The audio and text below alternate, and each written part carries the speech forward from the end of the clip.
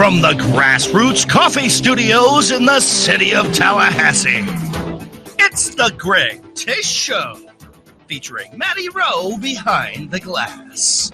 Today's show is brought to you by Paul's Termite and Pest Control, Hearth and Patio, Southeast Portable Buildings, Infinity of Tallahassee, Kraft Nissan, Blue Halo, and of course, delicious Grassroots coffee.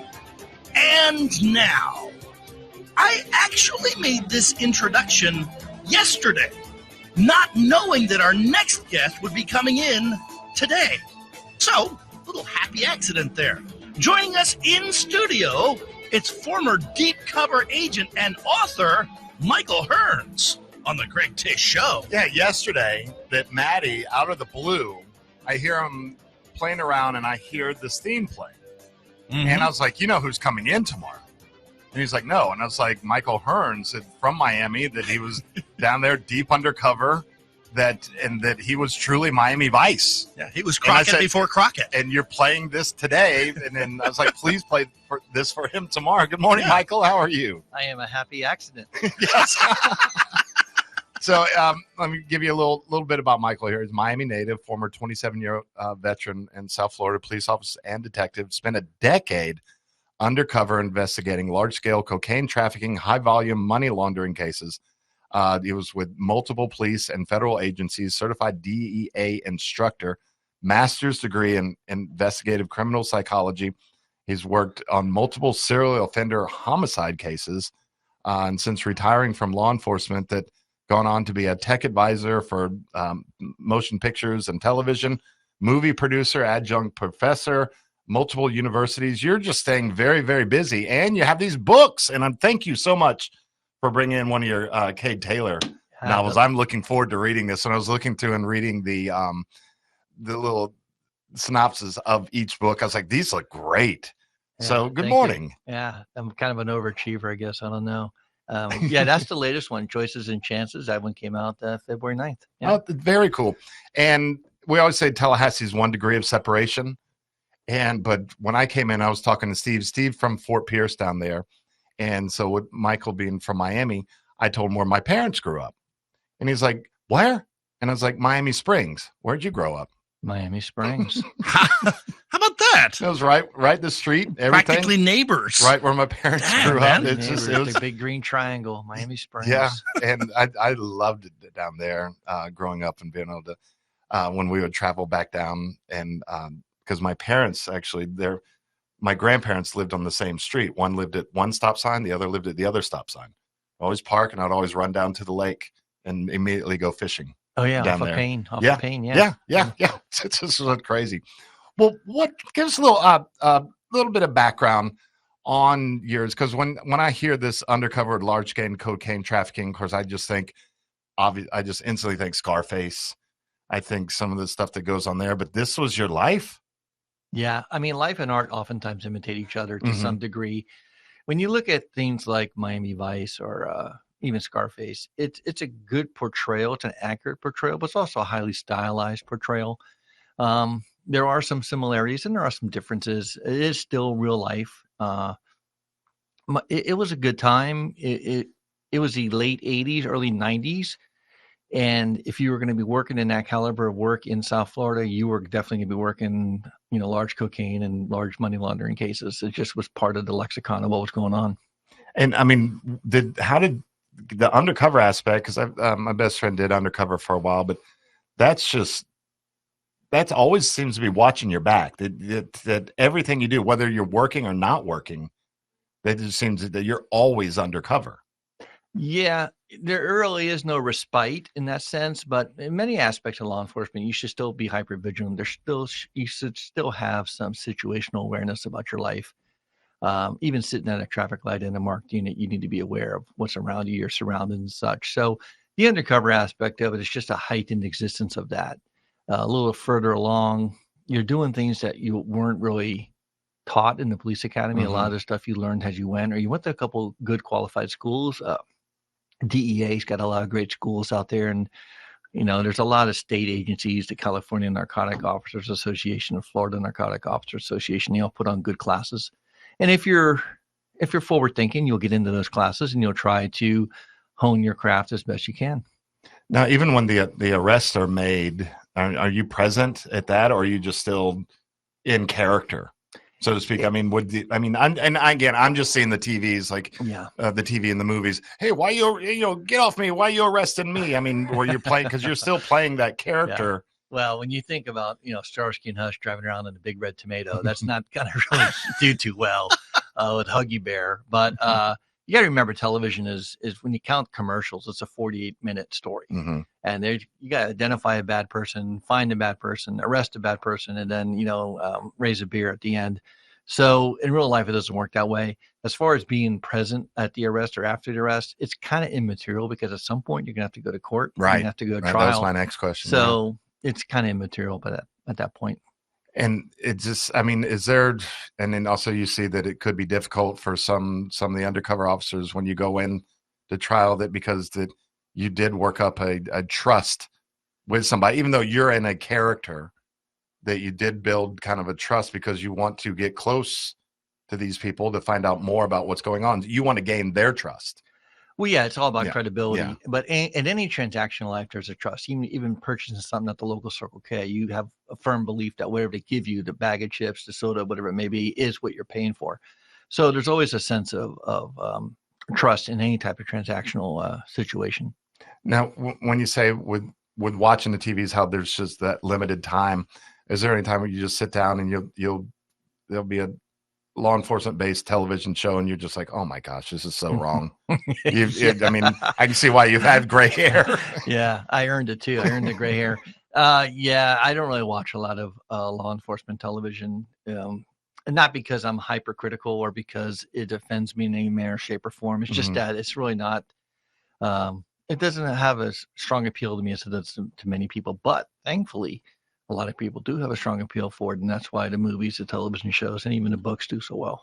And with advising on that, is it just like you come in and that you're just like, okay, this is not how it's done, and they'll say, all right, well, you're just advising us, but we're still doing this for the entertainment aspect. Yeah, you're like, but this is so wrong.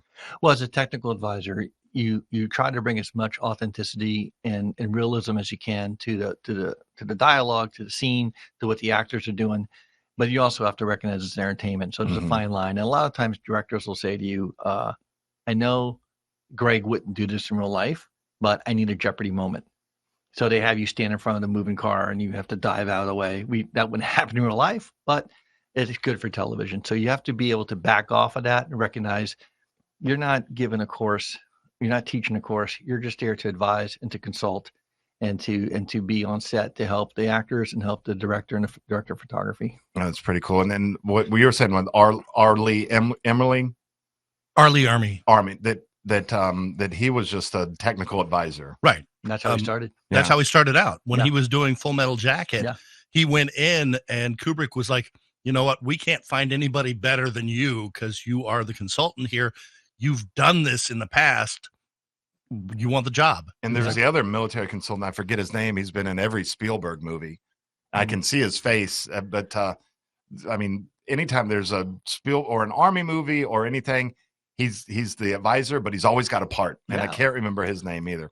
Now, when we get back, I want to talk about your Vice Intelligence Narcotics undercover detective, Cade Taylor. And I want to find out where he was born.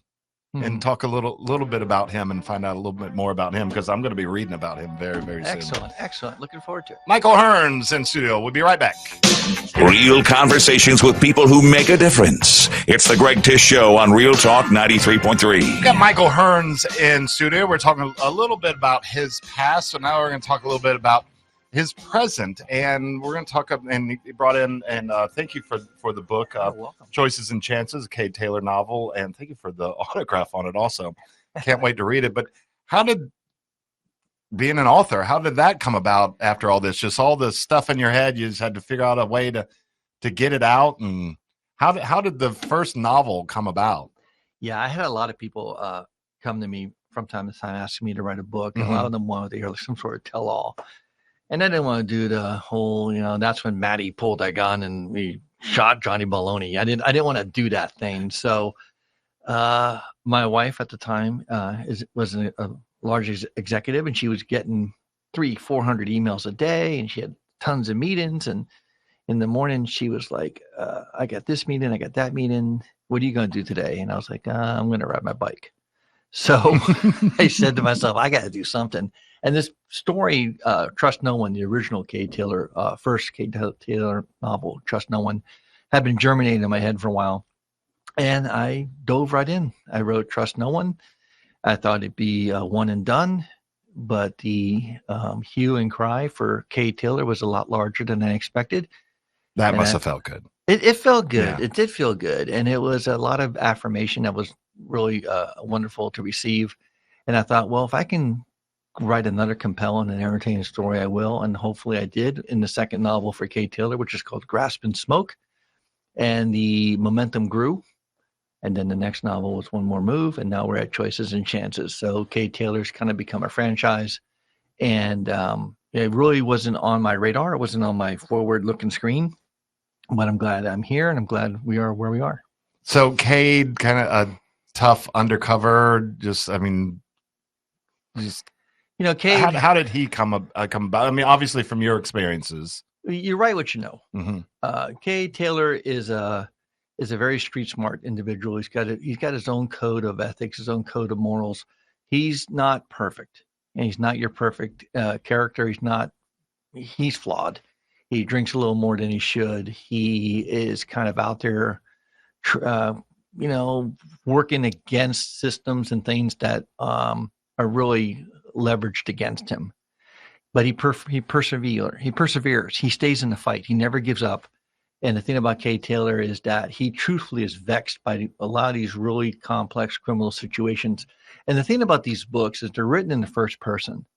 So when readers who tell me they read Cade Taylor novels, they feel like they're with Cade because everything is in the first person. And there is no time lapse. You go to bed with him, you wake up with him. It's continuous. There is no he did something and then 6 weeks later. It is Monday, Tuesday, Wednesday, Thursday. Cool.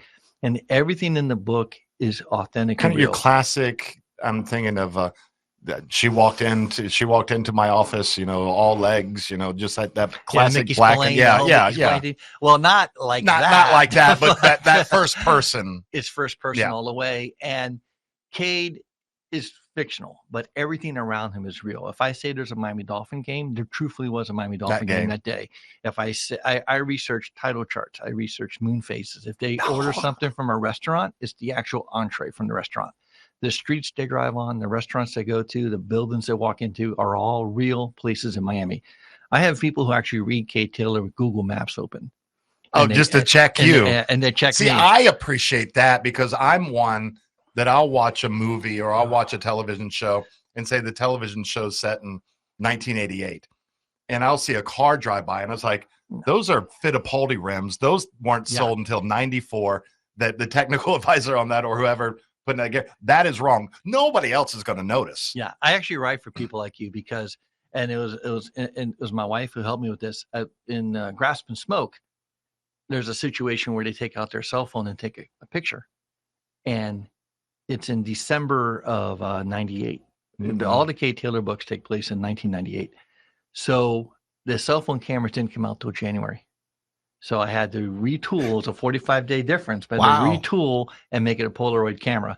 So everything's very authentic, and they're all. I like that. I really appreciate that. Thank you for that. I really appreciate that. People who read these books. It could be something I write, something Jack Carr writes, something that Michael Connolly writes, and they will hold your feet to the fire on it. So yeah, everything's authentic, everything's real. And Miami's one of those cities, it's like Chicago, like New York, like Los Angeles. You may not live there, but you may have visited. Mm-hmm. And most people have a connection. You and I had the Miami Springs connection. So you want to be as authentic and genuine as you can, because there's nothing more insulting than to be from somewhere, read something or see something and go, there's no Ferris wheel on the dock. This person has not been here. Yeah, there's no river called this. And you lose the reader, you lose the viewer.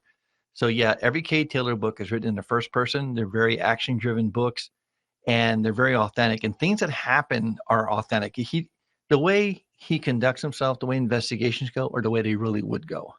And through all of us, Maddie, yourself, myself, growing up, we have seen tons of television shows about cops and things, and we think we know that world, but nobody really understands the undercover money laundering, undercover cocaine trafficking world.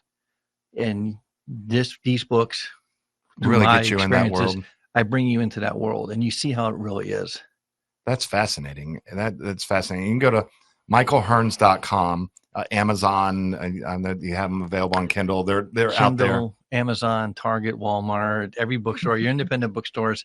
They may not have it on their shelf. You can always ask them for it, but yeah, everybody has it. Australia, England, everybody has it. That's too cool. That's too cool. All right. So if this were developed, who would be Cade? Who would you want to see other than Matty Rowe? Well. That guy right there. Everybody loves Matty Rowe. The guy with the duck on his shirt. The stickers prove it. Actually, yeah, I've had some people in the West Coast who expressed an interest, but that really is not a decision for me to make. That'd be more of a casting director. I'd have input. Who is your dream? Who would be your dream Cade? Oh my gosh, I don't really know enough of the acting world to say who would be my dream Cade. Cade is kind of sardonic. He's got a good wit. He's also jaded. He's sharp on the edges. He is truthfully, when people ask for like a knight in shining armor, that's not who you want. Okay. You want the knight whose armor's chinked and dented because they're battle worn. They've been in the fray. And that's where Cade is. Cade's been in the fray. He's come out of a nasty divorce. And like I said, he drinks a little more than he should, and he's kind of out there by himself. So I'd have to find an actor who can personify that angst, that haggard angst. That might my brother is actually an actor too. Oh, yeah? We had a conversation about that earlier in the break. But yeah, my brother's an actor. He could probably fill in that role pretty well. There you go. Just picture me with a lot more muscles. I will say his media supervisor uses profanity like worse than the guy in Christmas Story. So we'd have to get a really good grizzled guy to be that guy. See, I'm trying to think also. Matt, who I'm trying to think. I'll read, and then I'm going to see who pops into my head, because I know that you have what Cade should look like in your head, but that's a brilliant thing with books as opposed to television or the medium of visual mediums, that I can create my own Cade and what he looks like. And what's interesting is that I actually describe Cade in all 4 novels kind of superficially. I don't really go too deep in his exterior looks and stuff like that, because in his appearance, because I want the reader to form their own version of him. I love that.